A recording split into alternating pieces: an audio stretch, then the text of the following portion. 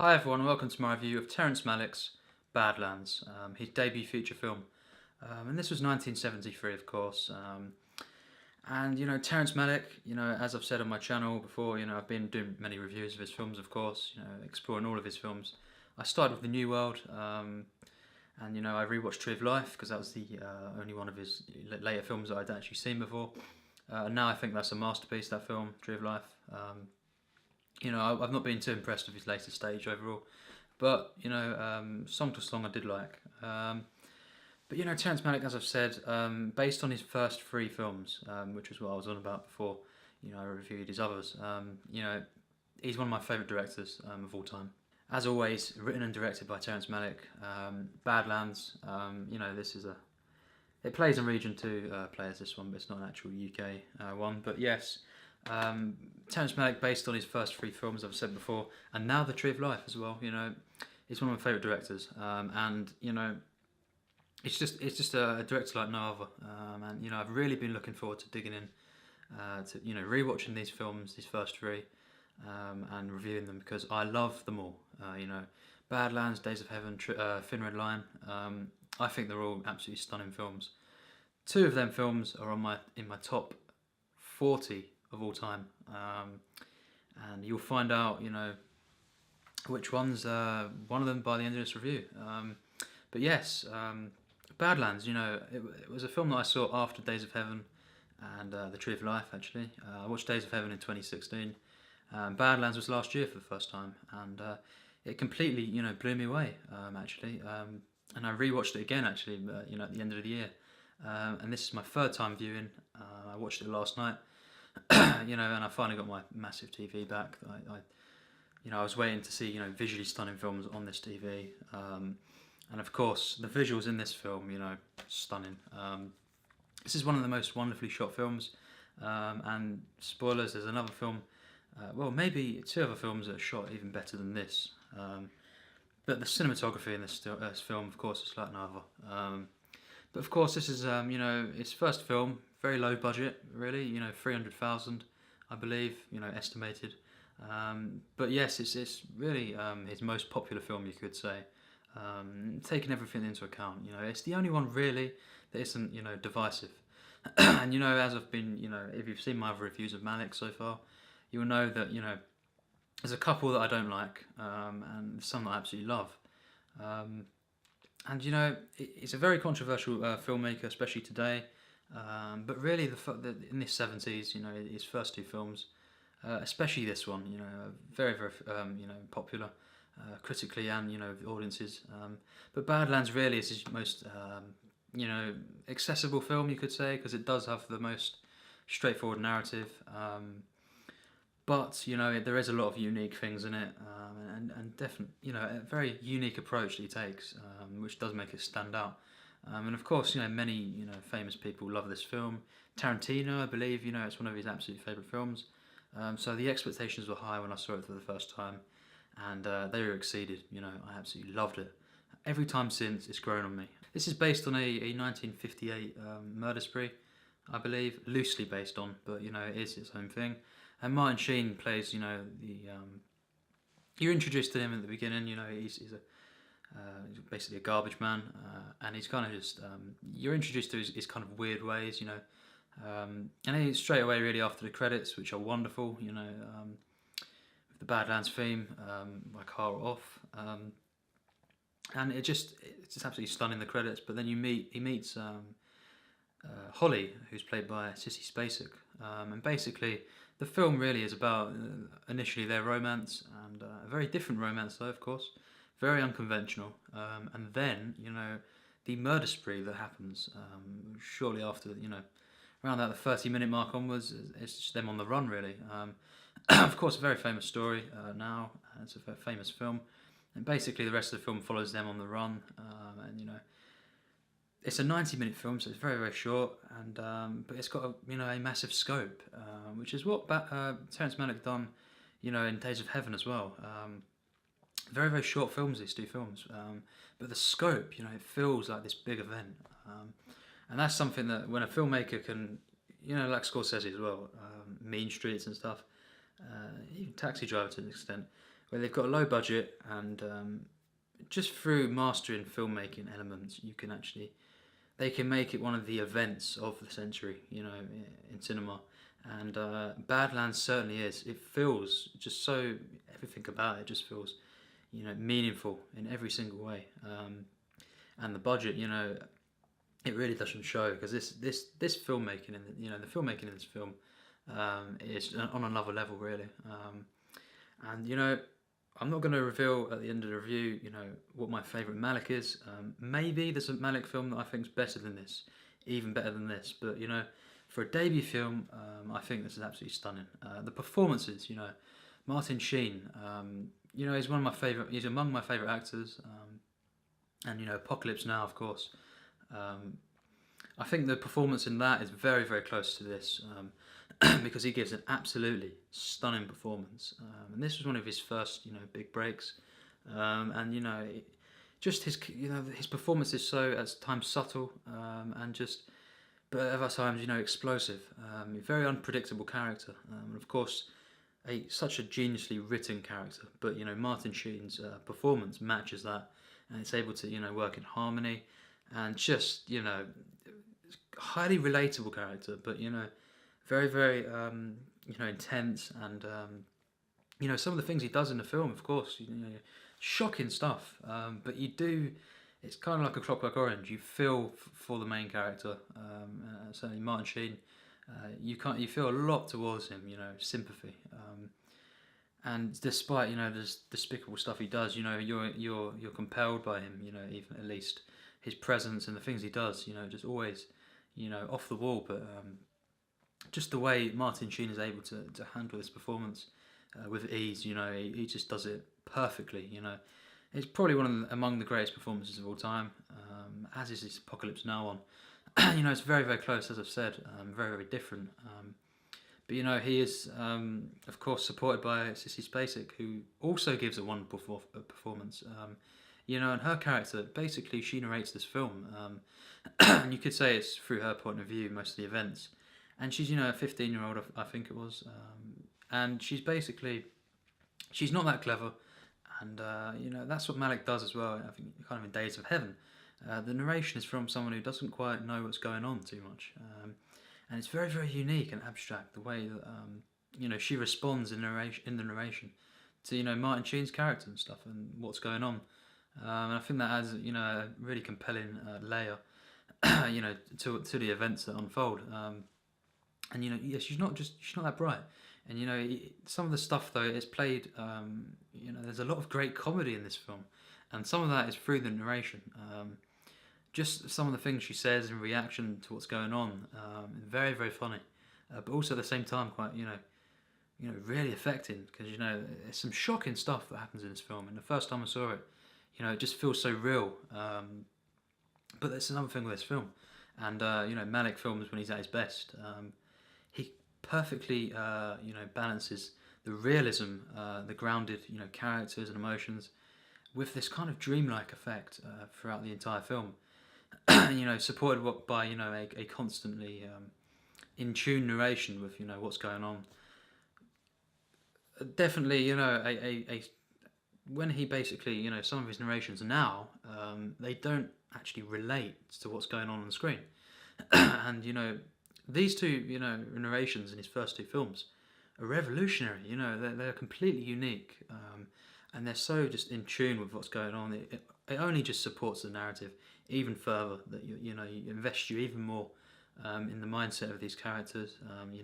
The narrators, and it's great that in these two films as well, it's just the basically the one narrator, as opposed to say Knight of Cups, where you've got many different people. It has much more of a personal, effect. And this is one of the most personal films, speaking of that, I've ever seen. The way that Malick is able to constantly focus just on these pure emotions, this relationship in particular, and just the way he develops the characters through each other, the way they play off each other, because they're not really on their own throughout, much of the film, and they're kind of just together for the most part, and their character development is just kind of a parallel throughout the film. It's just such a compelling character study, particularly of Martin Sheen. But it's such a romantic film as well, and it's not a conventional romance at all. It's quite a harsh one, and some of the stuff that happens, it's not. Martin Sheen sometimes he does stuff that it's quite cold towards Holly in the film, but it is a romantic film, and it is very uplifting in that sense. It's just the perfect blend, as I say, of the realism and the kind of dreamlike effect the film has on you. And that's, of course, to do with the cinematography as well. The way that this film is shot is absolutely perfect. But it's beyond that. It's just so layered. So much depth in the framing. Just everything. The color tones, the lighting, everything, and the shots of the nature and landscape shots that happen in the rest of the film, later on in particular, really just take you to another place, for me anyway, spiritually. And the use of music in combination with that just makes this one of the greatest films of all time. The use of music, Carl Orff's, the main theme in this film, is used to perfection. It's mainly used early on. It's just adds this mystical feel that the film adds, because it's a piece of music that's really, it's got so much feeling. It's very mystical, and it used at every single, it's always used at the right moments, basically, to perfection. To play off the actual film, and it just becomes part of the narrative as much as the characters. And that's another thing. The character. This is what Malick does mainly in his first three films. It's these characters, these grounded characters that are in this, overwhelming landscapes and stuff, and kind of nature versus man in a sense, particularly in Days of Heaven, and that is just played to perfection here. Just not just as this beautiful film, in terms of the landscape shots and everything. It's used, the wide shots and everything to kind of overwhelm you in a sense, and the characters are kind of out of their depth, when they're on the run, of course, in particular. And it's just a film that explores as well, isolation, particularly with Martin Sheen's character, and all the themes it explores. It's just so powerful and affecting. And this is such a personal film, for me, and it makes me feel such such emotions. And the ending is just one of the most spiritual endings I've seen. And the outcome of this film is very, very affecting. Very affecting. And because I was so compelled and invested in these characters, something that Malick films in his second phase have for the most part struggled to do. Present characters that are compelling. In this film, the character development is perfect. Another level, really, and you've got that other layer of Sissy Spacek's narration that kind of it gives you a different perspective actually as well. Martin Sheen's character, but you've also got him obviously on screen as well, and just the visuals. Everything in this film, the visuals, the narration, the characters, just such a pace that it moves at. It's constantly unfolding in a way that's just masterful storytelling, really is. And Martin Sheen, I've seen an interview where he would say that really that at the time, when he read the script, it was the best thing he ever read. And he's not far off, because it's got one of the absolute finest scripts in cinema for me. Just every line of dialogue and narration and stuff, and just the situations that happen in this film, it's just so genius. And I was constantly compelled, and constantly uplifted and shocked at the same time, on occasion. The use of music throughout this film, Love is Strange, A Blossom Fell, all these songs, Migrations, they're all used in such the perfect ways, and just every scene, it just works perfectly, the soundtrack, and also the classical pieces, at times haunting, and beautiful, and quite a lot at the same time, Very, very layered film, even in the soundtrack and the way it's used. Badlands, if you've not seen this film, I highly recommend it. It is, as I say, Malick's most accessible film. Although, I'm not going to reveal what is my favourite yet. But here's a hint. It may not be this. I think maybe there is a better, Terrence Malick film. I won't reveal which one it is because, of course, it's only really between the next two films that I'm reviewing. You'll have to find out. But this for me is an absolutely perfect film. Performances, some of the best in cinema. The script is just so tight and affecting as well. Poetic. It's a poetic film. And once again, as opposed to something like To the Wonder, where Malick is straight away reaching. He's reaching for spiritualness constantly, without actually giving us grounded characters that can take us there with what happens to them and the affecting things that happen. In this film, it's spiritual and poetic, but it starts off with the groundedness of these characters, the emotions, and just all the things that go on and the development throughout the film. Eventually it gives you that spiritual feel, but it's earned, And as well, Warren Oates as the father, wonderful performance from him, and the tension, early on as well with them, Warren Oates and Martin Sheen is something else. It's constantly just a film where you get, kind of that uneasy feel, but at the same time, just a beautiful one at that. And it's such a unique film. There's never been a film like this. There was never a film before like this, and certainly not now. It came out in 1973, and it's the best film of 1973 for me. One of the 10 best films of the 70s. Possibly Martin Sheen's best performance. This is a lyrical film, a beautiful one, spiritual, and just the one, it has some of the greatest characters, particularly Martin Sheen, in cinema. It's very, very, personal, but it's kind of got this epic feel, this scope, which is kind of what Days of Heaven does as well, which we'll get to, of course. I'm actually watching that tonight, rewatching it for the third time, and that will be up next week, the review. But for me, I can't really put into words how much I love this film, and I didn't think it would be this good the first time I watched it. But it really took me by surprise. Just a 90-minute film.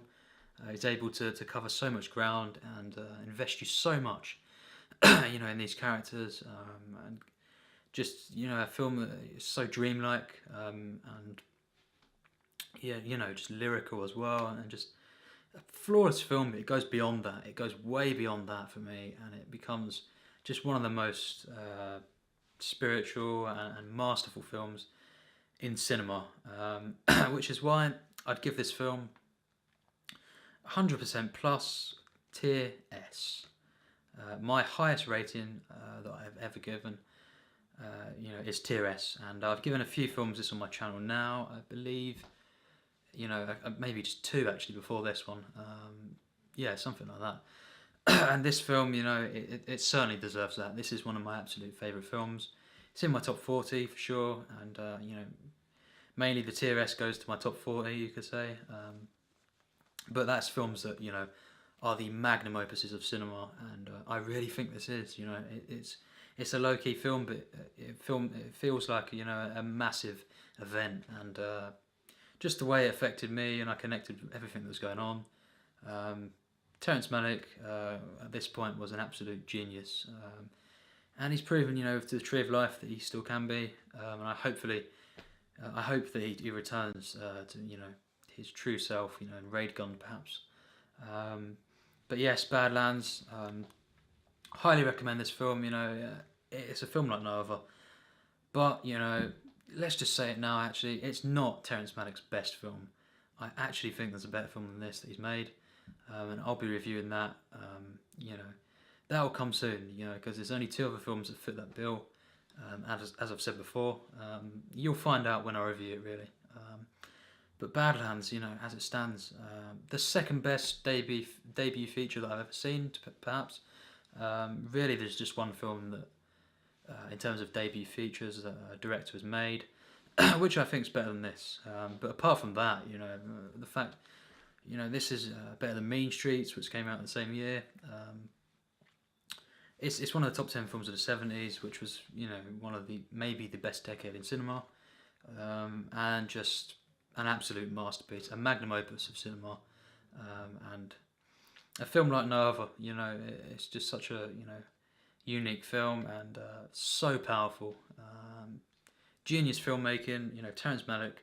This is the Terrence Malick that I want to see return.